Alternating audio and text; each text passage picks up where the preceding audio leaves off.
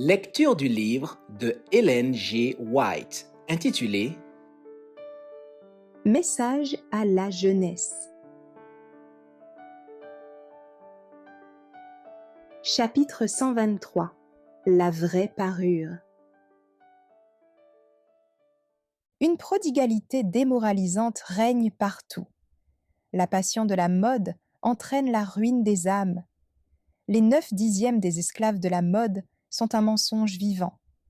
Ils s'adonnent quotidiennement à la tromperie et à la fraude, afin de paraître ce qu'ils ne sont pas.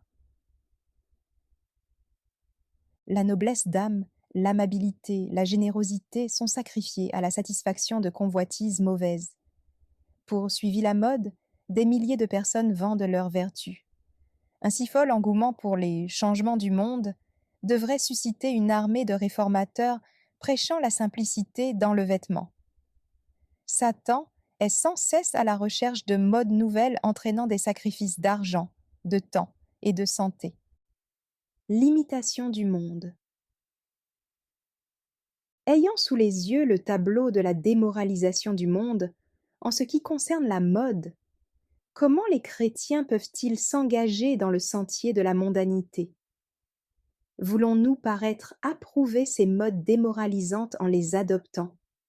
S'il y en a tant qui adoptent les modes du monde, c'est parce que le Christ, l'espérance de la gloire, n'a pas été formé en eux. Le luxe et la prodigalité dans le vêtement et dans les autres choses prennent de telles proportions qu'ils en viennent à constituer l'un des signes des derniers jours. Partout l'on remarque de l'orgueil et de la vanité. Ceux qui passent leur temps à s'admirer dans une glace sont peu enclins à s'examiner dans le grand miroir de la loi divine. L'idolâtrie du vêtement détruit tout ce qu'il y a d'humble, de doux et d'aimable dans le caractère. Elle consume les heures précieuses qui devraient être consacrées à la méditation, à l'introspection, à la prière et à l'étude de la parole divine. La parole inspirée de Dieu renferme des leçons à notre intention. Le culte de la mode exige un argent qui nous a été confié pour des œuvres de miséricorde et de bienfaisance. Les prodigalités qu'il entraîne constituent un vol à l'égard de Dieu. Nos moyens ne doivent pas servir à satisfaire la vanité et le désir de paraître. En bons administrateurs, nous devons vêtir les déshérités, nourrir les affamés et contribuer par nos moyens à l'avancement de la cause de Dieu. Si nous avons le goût des ornements, les grâces de la douceur, de l'humilité, de la modestie et de la prudence conviennent à chacun, à quelque rang de la société qu'on appartienne.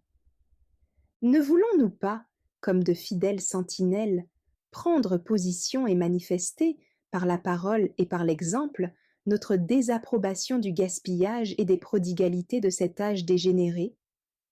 Ne voulons-nous pas placer un bon exemple devant notre jeunesse, en faisant tout à la gloire de Dieu, qu'il s'agisse du manger ou du boire, ou de quelque autre chose? Merci d'avoir écouté cette lecture.